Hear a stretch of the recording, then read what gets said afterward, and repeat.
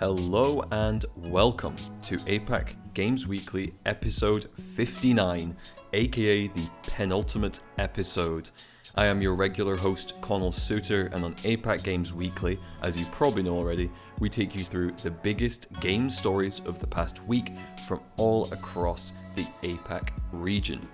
On today's episode, we'll be talking about Blizzard games returning to China, finally, Japanese games companies raising salaries again, Netflix being told no by the Vietnamese government, and more. So, we'll jump into the biggest story of the week so far. Blizzard is back. Microsoft teams with NetEase to bring Blizzard games back to China. It's official. Blizzard games are coming back to Chinese gamers. You'll likely remember the major news at the start of 2023 that the publishing agreement between NetEase and Blizzard had broken down, meaning Chinese gamers missed all the big Blizzard releases of last year. That included Diablo 4, Overwatch 2, a World of Warcraft expansion. It was a big year to miss. Well, that is finally over. Blizzard announced this week that an agreement has now been reached between the two companies, allowing their games to be reinstated in China. You'll notice in this story it jumps between Microsoft and Blizzard a bit, but I think that Microsoft ownership may have been the thing that clinched it. We'll talk more about that at the end of the story. This is obviously huge news for Chinese gamers, and probably for Blizzard too. Access to the Chinese market is obviously hugely lucrative and always requires a local publisher, meaning that breakdown between the companies was super impactful and blocked any ongoing release.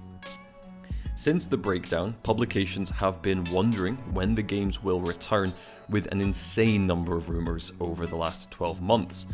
Thankfully, those rumors are now done with this news, but it will be interesting to see how this new access succeeds. As I said, there's an entire Warcraft expansion that Chinese gamers missed out on, so it's likely going to almost be a second launch with the number of Chinese gamers who will be dying to play it. The question then remains, what happened to all those saves? Obviously, all the data was held on Chinese servers, as it has to be, so is that data still there?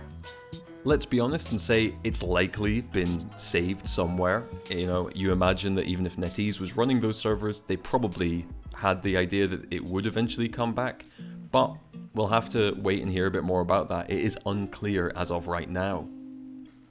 The last detail here that is, in my opinion, one of the most important aspects of this story is that as part of this new agreement, Microsoft has said they will be working with NetEase to bring more of their games to Xbox and quote-unquote other platforms, which likely I guess means PC through Game Pass, and perhaps a good deal for them to get on there.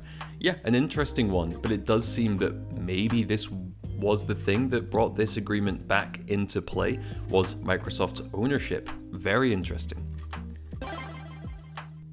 Konami to raise base salary in Japan for third consecutive year. Yes, you heard that right. Japan's games industry is again showing everyone else how much better it's doing than the West. For the third year in a row, Konami is increasing the base salaries of its Japanese workers, something it seems we mention almost every episode at this point. This year's increase will see workers in Konami's domestic group companies take home an additional 5,000 yen, or around 30 USD per month, and that's equaling 60,000 yen per year, which ends up being somewhere around $400. Obviously, it's not an insane amount of money, but anything like this, of course, is always good news. This increase also applies to new hire salaries, so graduates and people coming straight out of university. So, it is something applied to everybody. It's pretty admirable. Konami told its investors that this increase will help stabilize incomes and help with creating what they have called a quote-unquote satisfying working environment. More money is always satisfying, I guess.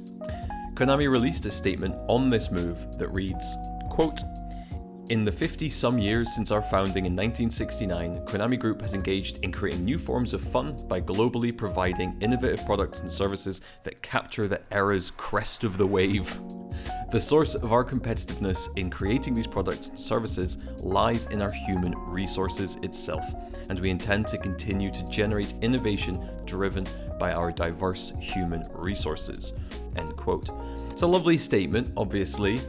It's a shame to say human resources, which sounds slightly dehumanizing, but obviously it's a very humanizing thing. They really are looking after their people and understanding that it's the people that make the games, not the other way around. So it's lovely news to hear. Of course, it's not surprising to hear this kind of news from the Japanese games industry, as we've discussed on numerous weeks, but it is obviously always nice to hear more of. If only we could all hear such good news. Vietnam tells Netflix to stop selling video games by April 25th. So Netflix has found itself in some slightly hot water with the Vietnamese government as they've been promoting and distributing games in Vietnam, which is a big no-no for the company. Vietnam's Authority for Broadcasting and Electronic Information said that Netflix does not have a gaming services license, which is what is required in Vietnam to sell games. Netflix actually launched the Netflix Games platform all the way back in November 2021, but it's now, for some reason this year, attracted the government's attention. In Vietnam, only companies registered specifically as video game service companies are allowed to distribute them in the country, which, as you'd imagine from Netflix's primary focus being on film and television, it is not one of those companies. An interesting note on this is that Netflix seemingly had been planning to open an office in Vietnam last year, but obviously it's a little unclear now if that'll go ahead with this news. Perhaps this is the thing that would drive them to do it. A lot of APAC countries have some specific rules on who can and can't release games there. Of course, we've talked about it in recent episodes, even with Indonesia and other countries. But that doesn't really matter, right? You have to abide by the country you're in. So it's kind of crazy that they've just been doing this in Vietnam all this time, seemingly, without any comeuppance. Vietnam and Netflix, though, do have some odd issues, like certain films being banned on Netflix in Vietnam for some reason. One of those was the Barbie movie, which it said was simply for geopolitical reasons, which could mean anything.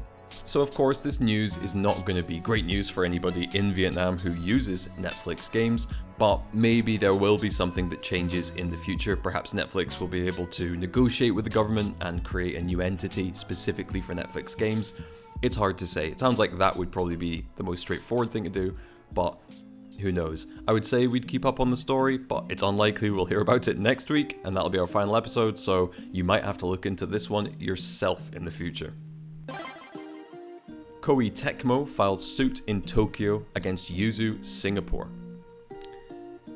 So, Konami Tecmo has filed a lawsuit against Yuzu Singapore. You could probably guess that from the headline. What you might not know is that Yuzu Singapore is part of the wider Yuzu group, and Konami claim that the accused company has been using content including music, stuff from in-game like screenshots, video, and even trademarks from its Nobunaga's Ambition and Taiko Rishiden games in adverts on the web. So to get into why a suit has happened, Koei Tecmo claim that they have issued a number of warnings on this exact topic to Yuzu Singapore over the last X amount of time. It's not stipulated in the case, at least the translations that I've seen. But over and over again, they've said to them, you're using our copyrighted content, stop that. And they've had seemingly no response. Certainly, the company has not stopped doing it. So Koei Tecmo has now had to file a full lawsuit against them and take it to court. It's a very interesting one, and I'll talk a little bit more about it in a minute, but just to focus on what they've exactly done, according to Koei Tecmo, Yuzu have literally been using images from Koei Tecmo's games in adverts for their own games. And I find this a really interesting thing to see a suit for. The reason I say that is that there is actually an insane number of adverts, particularly on platforms like Facebook, where you have games that are using completely different games' screenshots and claiming it's theirs, as often claiming it's a mobile game as well. As I'm a big fan of Total War and the Mount and Blade games, I've seen a ton of screenshots of people pointing out random browser or mobile games using images from games like Rome Total War or from Mount and Blade itself and claiming that it is from them. In this case, it's usually because of the number of units on screen, but of course Koei Tecmo has a lot of very high quality games based on Chinese and Japanese history, slightly mythologized history, like things like the Romance of the Three Kingdoms. Of course, Dynasty Warriors is still made by Koei Tecmo, and a lot of screenshots from these kind of games are being used for these mobile ads and stuff like this. Because it's such a widespread thing, it's kind of surprising to see a company actually going after someone for it. I guess in this case, the company they're going after is notable enough that they are actually able to pursue them, as if you imagine the amount of these that are probably shell companies or, there are a couple of dodgy things that you can never really get to the person behind it. In this case, I guess they could. It'll be very interesting to see if this case goes Koei Tecmo's way. It seems pretty open and shut if they've got good evidence, and perhaps that could lead to platforms like this having to put in extra checks to make sure that the games advertising there are actually real and showing screenshots of the game itself. It'd be interesting. Let's hope so. It'll make a cleaner internet. And finally, as is customary, we'll end on a classically interesting Japanese story. Hacked Pokemon seller arrested by Japanese police. A 36-year-old man has been arrested this week by Japanese police for selling hacked rare Pokemon online. Yep, you heard that correctly. Rare Pokemon landing a man in jail. The individual was modifying Pokemon Scarlet and Violet saves to allow him to gain lots of rare Pokemon, often ones that are incredibly hard to train as well. He was then taking these saves and selling them online, which he did between December 2022 and March 2023, so over a whole year of doing this before being caught. The prices for these Pokemon would go all the way up to like 13,000 yen, which is about 90 to 100 USD, so a considerable amount per sale.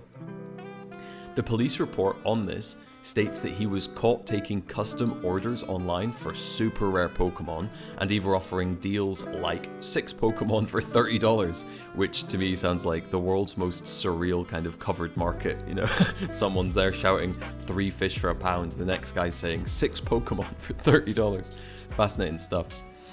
In Japan, editing saved data with the intent to sell it is covered under their Unfair Competition Prevention Act, which actually was only introduced in 2019.